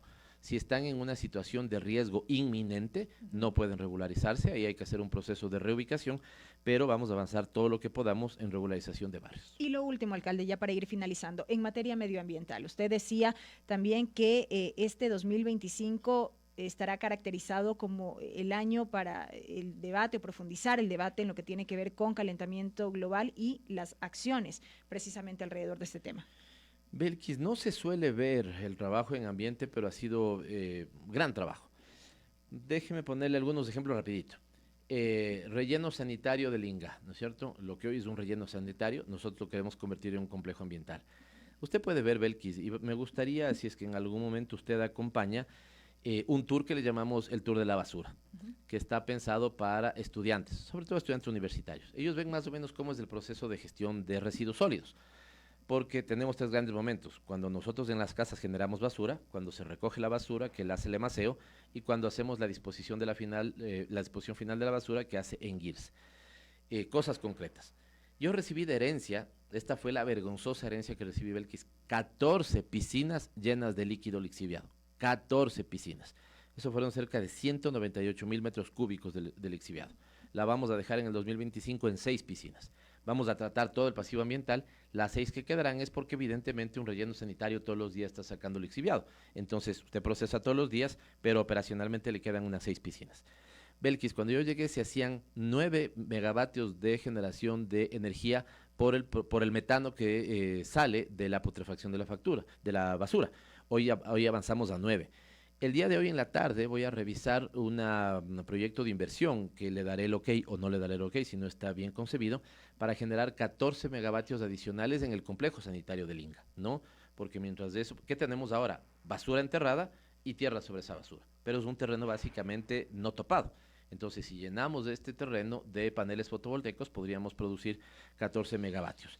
Y finalmente hemos ido con cosas como 1.600 contenedores de basura, es lo que estamos reemplazando toda la ciudad. La gente también feliz porque tenía un contenedor de basura hecho pedazos.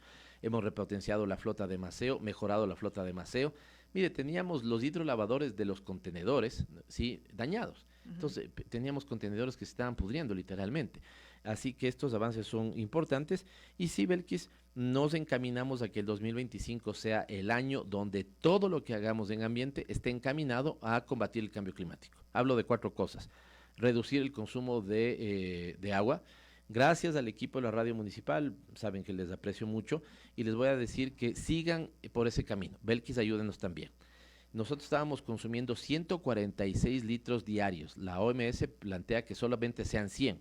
hemos bajado 146 a 140. No luce mucho, pero el impacto ya cuando sumamos de todos los ecuatorianos, de todos los quiteños es importante.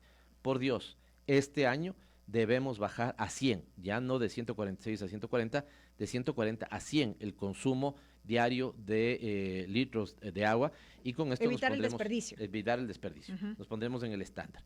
Gran campaña de reforestación que nos ha ido muy bien y vamos a seguir insistiendo. Hemos puesto árboles hasta en el centro histórico que siempre dijeron que era prohibido, y ahora el centro histórico empieza a lucir más bello de lo que es. Reciclaje, vamos a terminar con 56 rutas de reciclaje. Eso significa que a 56 barrios o más le vamos a decir: tenga la funda azul para todo lo reciclable, tenga la funda negra para los orgánicos. Y espero que se pueda concretar tal vez el proyecto más importante de la ciudad después de Metro, que sería un nuevo complejo ambiental, ¿no? Donde el aprovechamiento energético llegaría a ser de hasta del 80%. Así que son grandes noticias en ambiente para la ciudad. Alcalde, sin duda alguna son una serie de temas importantes, sin duda alguna, para la ciudad, que ameritan ser analizados, abordados, la ciudadanía también estar informada, así que desde ya lo comprometemos para que nos siga visitando en este espacio para poder informar precisamente a la población sobre las acciones ejecutadas. Con todo gusto, Belkis. Estoy aquí además para que ustedes hagan un ejercicio de poner la papa caliente, digamos, también sobre la mesa. Usted ha visto, me he quedado con muchos temas de no Así comentar, ¿no? Y nuevamente, Belkis, sobre esto. Si pasamos de 400, le digo más o menos, 400 millones de inversión a 700, tenemos 300 millones de dólares convertidos más en obra. Por eso tenemos mucho que comentar. No hemos hablado, por ejemplo, el acceso a los barrios, tema de deporte, tema, por ejemplo, de la intervención de las 12 cuadras en el centro histórico, de seguridad, donde hemos invertido 12 millones de dólares para la policía.